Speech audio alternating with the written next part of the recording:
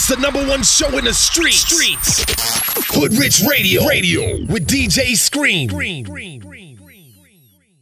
It's HoodRich Radio, #1 show in the streets. It's time for that superstar check-in, and in the building today, representing for that 8-Town South Side, my dog 2 Chainz. They'll step up in the building. Welcome back to HoodRich Radio, brother. Welcome back. Yeah, what's going on with you, bro? You got enough going on, man. The man of multiple business ventures. You got restaurants. Shouts to Escobar. You got Dabbin Santa sweaters. You got merch. You got albums out. You got what else? You got, man? I don't want to leave nothing out. We'll make sure we properly plug it.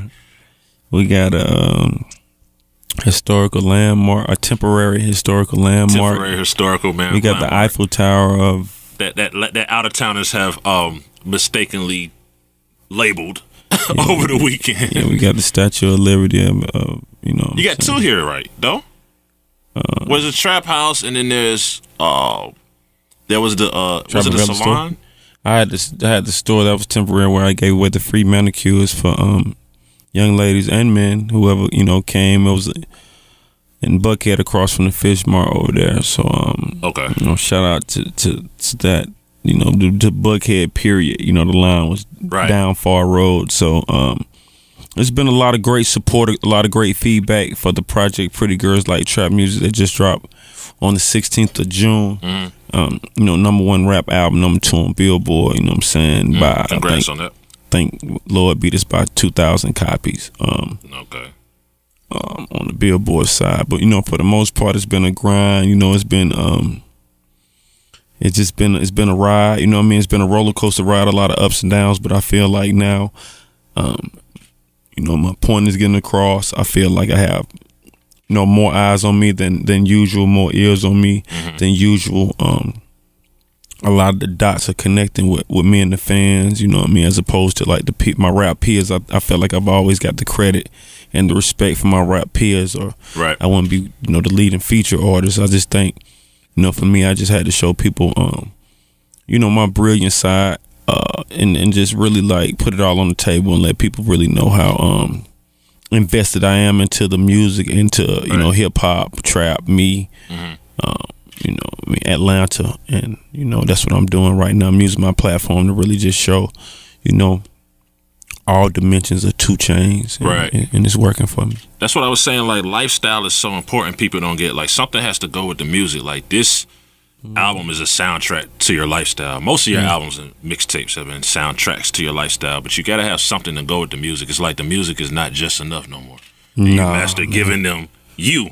You know what I'm saying? You might see you on the basketball court shooting around. You might see you doing this, doing that. The most expensive blog that you used to do and everything. Like, you do different things that kind of support the music rather than just, here, take my music. You know what I'm saying? Yeah, well, with most expensive, a network bought that out, so it'd be 30 minutes long. Now I'll be shooting the 4th season of that next week. Nice.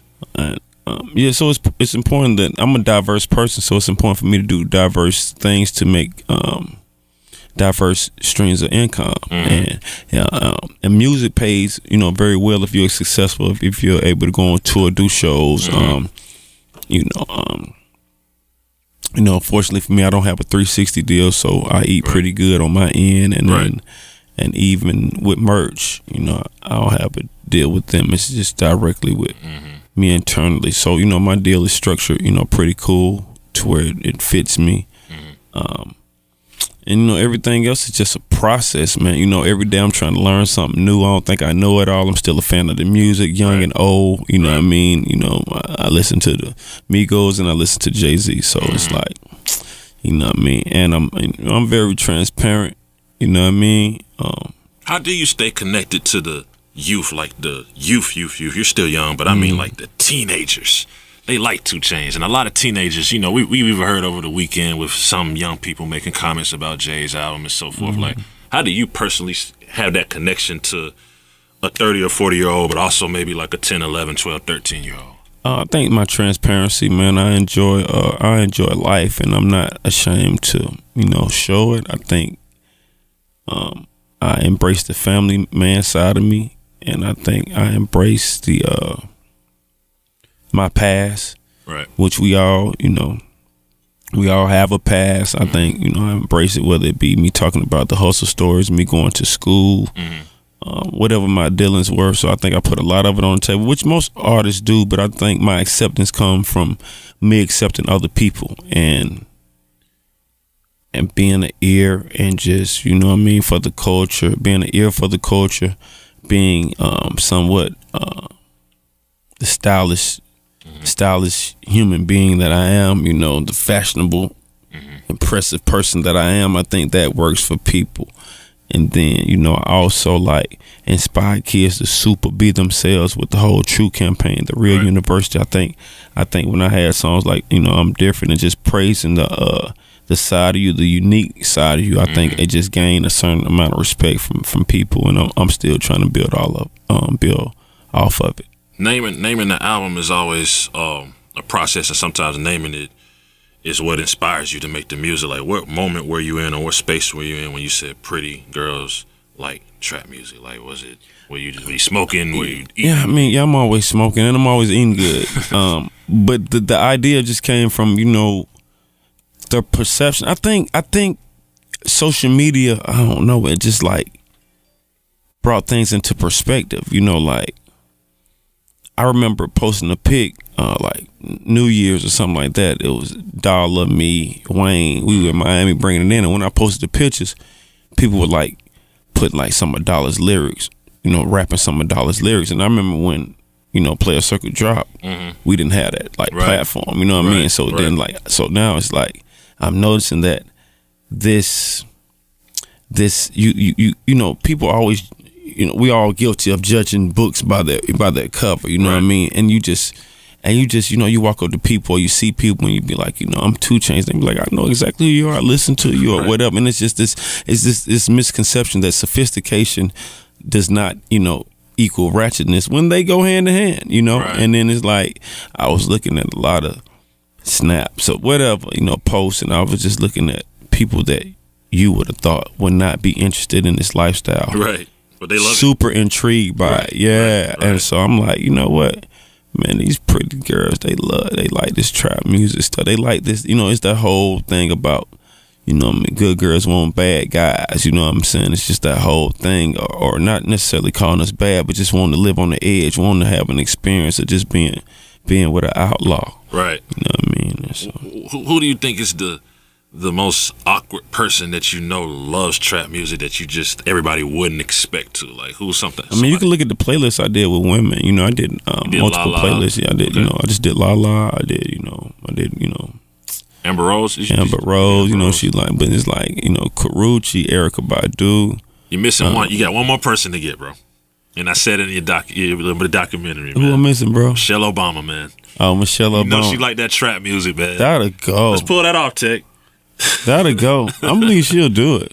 She'll probably do it. I hadn't met Obama yet, so I you know, I kind of been a little salty, honestly. Right. I hadn't got invited to the White House. Well, text say my felon something didn't clear. Okay. You know what I'm saying? But there were no felons in that. Okay, man, I don't want to hear it. At least some rappers who rapped about being felons. Man, it was some felons in them. It was somebody. It was a couple people in them pics, and I didn't that side of me can't say nothing. But like, I'm not understanding why I couldn't get in the White House, and now obviously I don't care about going. Right.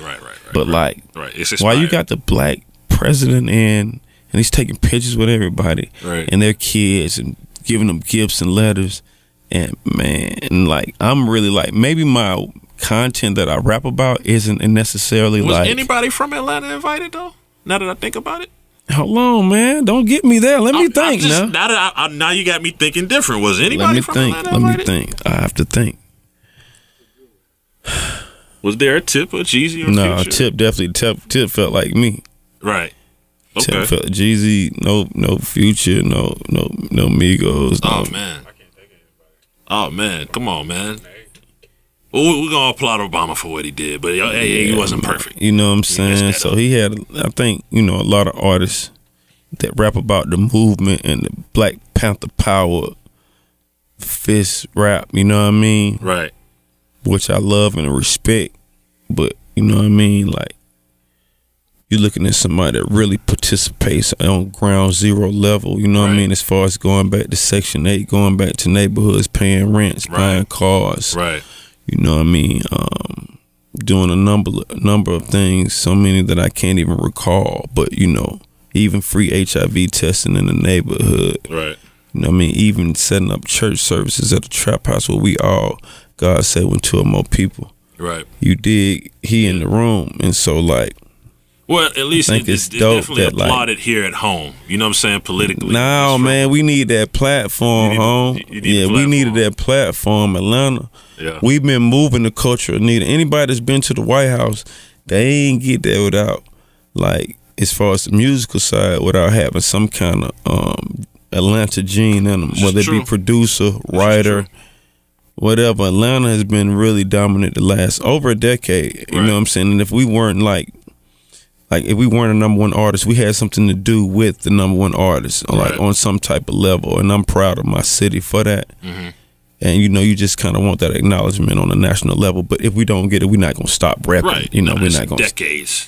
We're not gonna stop doing. We know we got the sauce, the juice, and the drench, and we're gonna continue leading by example, leading with this with style, right? With innovation. Yeah, we're gonna keep that up. How cool is it to be able to take your family to hang out with Kanye West's family? We saw that over the weekend. How cool is it for his family to hang with my family? My family cool as hell. Now, don't do me like that. Well, hold on. Now. You went to him though, right? Yeah. That's what I mean. You went to where he was. Nah, he didn't come to I have a home in L.A. If I was talking to Kanye, I would say I have a house in L.A. I have you know it. Okay. Yes, I have a house in L.A. Right. Please correct me. And a car in L.A. Yeah, probably multiple. Yeah, and I had my family out there because we were doing the Disney World thing with my family. Right. You know, taking time to spend with them, and Kim cooks sometime from time to time, and so I just hit Ye up to let him know that my family was there. And one thing led to another, so it became like a little get together thing, you know what I mean, with the family. And you know, the picture was, you know, they went swimming and they did a bunch of stuff all day, and so the picture was very, you know, sporadic, and it did more. I don't know. I guess I did know I was gonna do that, but I guess it exceeded my expectations, and it was just you know, a family thing, you know what I mean. It's just like. No industry talk. Y'all just really man, I think people need to like you can't tell a lot of these people. Some of these people got kids. My oldest kid is 8. Right. Some of these rappers got kids in college. You know what I mean? In high school, and it's this super denial thing going on. But I can't wait to take pictures with my kids or whatever. And you know, I think it's just what it was. It was just a very vulnerable thing. You know what I mean? We just sitting up eating and chilling by the pool and just listening to music, and you know, a lot of good vibes. And so, you know, definitely shout out to Ye and his wife and kids, and you know, obviously my family as well. And at no point did y'all discuss a potential, we just have to throw it out there, a potential 2 Chainz Kanye collaborative. Oh yeah, we always do that. Yeah, do that? That's all right. Yeah, you know, people don't know I have a few songs with Kanye. A few songs, okay. Yeah, I have a few songs with Kanye. Yeah, that. Yeah. Right. I have a few songs with him. Absolutely. Pretty girls like trap music, man. How did it feel after you finally were able to release your art and put it out there? And it seems like immediately, like everybody just kind of praised it, because you know, there's always that nervousness of I think it's great. Yeah, my people think it's great, but what if the world doesn't think it's great? How did it feel when you finally I knew it was awesome. I knew it was awesome, but I wasn't sure if for me, it was about, you know, taking advantage of the title, taking advantage of the ears and the new ears that I was going to get, connecting all those dots, and still, you know, so I just wanted to make sure that I touched on all those parameters, and I just couldn't really wait. I knew I was rapping like a juggernaut, though, you know what I mean? I knew I was rapping, you know, next level, you know, God level trap rap stories. I knew that. I knew my production selection was God level, you know what I mean? When we heard that DNA freestyle, I was like, okay, he's in a certain space. Yeah, but you know I can rap though, Scream. You've been rocking with me since you know, for a long time, since we heard you in the studio going. Yeah, so you know, you actually Scream was the first person to introduce me to Mike Will. Absolutely. And then we ended up getting our first plight together. You know, Scream told me, said, I'm telling you, boy, I get this boy your number, he gonna call the hell out of you. And Spin. He's gonna call the hell out of you. And I said, man, it's cool, you know what I'm saying? And Mike was very persistent. And look where it got him today. So, you know, shout out to Mike Will and definitely Scream. And Scream introduced me to a lot of cats. So, you know, he had his ear to the streets, and watching each other, you know, watching each other grow is always dope. So congratulations on your success as well, bro. Thank you for letting people know. Thank you for letting people know. No. The Pretty Girls Like Trap Music Tour, that's about to kick off, right? Yeah, man. What's going to be the difference between this tour and your prior tours? I think it's an interactive experience. I'm bringing the trap choir with me. I have the pink trap house with me. I'll have that with me. It'll be functional. The house gonna be in every city? Yeah, it'll be functional. It'll be functional. Right. You know, I think, you know, for me, I love entertaining, so that'll be the same as far as the energy, and obviously adding 7 or 8 new songs off my new album, which is always fun to perform new material, and watch how the fans react to that. But I think, you know, just having that soul mixed with trap, you know what I mean? Soulful trap music is what I call it. So, you know, just having somebody that has that that history, that has that choir knowledge, you know what I'm saying, mixed with, you know what I mean, you know, my obvious trap routine, I think it'll give the average fan a dope experience. And, you know, my merch game is top level, God level merch. And so I'm excited for it, you know what I mean? It's like a lot of pink going on, but I'm cool with it. I'm pretty confident. Right. And give us a few. You accomplished a lot, bro. A lot. You know what I'm saying? Like, we can go down the stat list of what you accomplished. What's 2 or 3 more things that you feel like Chainz has to accomplish before you hang up the jersey, per se? You know, this not mean Obama and the White House thing. Right. It's kind of like, this is really. Well, maybe now you'll meet him outside of the White House. It might not mean as much. It's not gonna mean. Well, as it's much. past now. It's not gonna mean as much. It's not for gonna me. mean as much. Cause I mean, I'm gonna be on some. Yo, man, why you ain't? You know what I mean? Why you ain't sent for me? Or how that? You know. Well, your record changed. Yeah, but either that. But I always wanted to be on the cover of Rolling Stone, which I hadn't done yet. I walked Floyd to the ring before, so that was super bucket list. I just did a song with yeah, I can tell you, I just went in with Eminem. That was dope. Okay. Nice. So that was on the bucket list. Nice. You know what I mean? And so just meeting him and him acknowledging me as a, you know, a rapper, a lyricist and stuff, that's kind of dope. That's super dope. I wonder how long before we hear that. That movie, yeah. I don't know. Then it's like, you know, every artist has ideas on doing a movie, but I think I'm trying to, you know, do that without it being so cliche. So that's bucket list stuff. You pretty start to write your autobiography now, years down the line, somebody else doesn't get it and don't do it right. I just got to throw that out there. Yeah. I'm telling every artist that, because I saw some movies that we're okay. You know what I'm saying? No, I'm with you. I saw the same ones. Yeah, exactly. But no, mine is pretty much televised. My whole story is about inspiration and really, you know, falling down 7, getting up 8. That's kind of like my whole like story. So every time I ran into a brick wall, it was like, oh no. It's like finding motivation within yourself. People really don't know how to do that. Right. You know what I mean? But it's all about the, you know what I mean? If you have to, you know, chest bump, whatever you have to do to really motivate yourself to get off your ass, get up off, you know, and do it. You know what I mean? And so with me, I don't have any siblings. I just really go back and forth within my own intuition and consciousness, and just try to find some type of motivation to say, I look at something, I say, man, come on, man, you can do better than that. Right. You know, I feel like hard work beats talent anyway. You have a lot of people motivated. You're yeah, so I mean, but people when you hear people make excuses, I mean, you know, I understand where they coming from because they don't know how to self-motivate themselves, and I don't know how to teach that part. Right. But I try to show it through actions. It's like, that boy Chainz still, you know what I mean? That's the thing that I like to get a kick out of. Like, I'm not too much into the talking. I told people 7-8 months ago I was going to put a trap house on my album and make it pink and blah, blah, blah. And a lot of other people was telling me I was tripping, like, by having even saying the word pink. Right. You know, and that's the part you got to be comfortable with, it, knowing that you have some type of vision or ambition. And I'm you know, man, listen, man, I'm the trench guy, man. I know every time I come out, people want to know what I got on.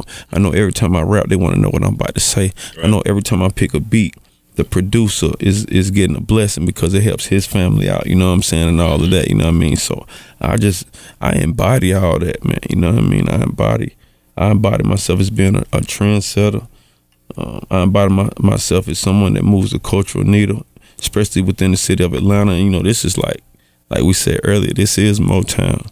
You know what I mean? And so that way. Right. That's what it is. Chainz, man, I appreciate your time, man. Salute. Congratulations on the new album. Pretty Girls Like Trap Music is everywhere. If you don't have it, man, please check it out, man. Next level, God level trap music, man. Straight up. Get your tickets for that tour too.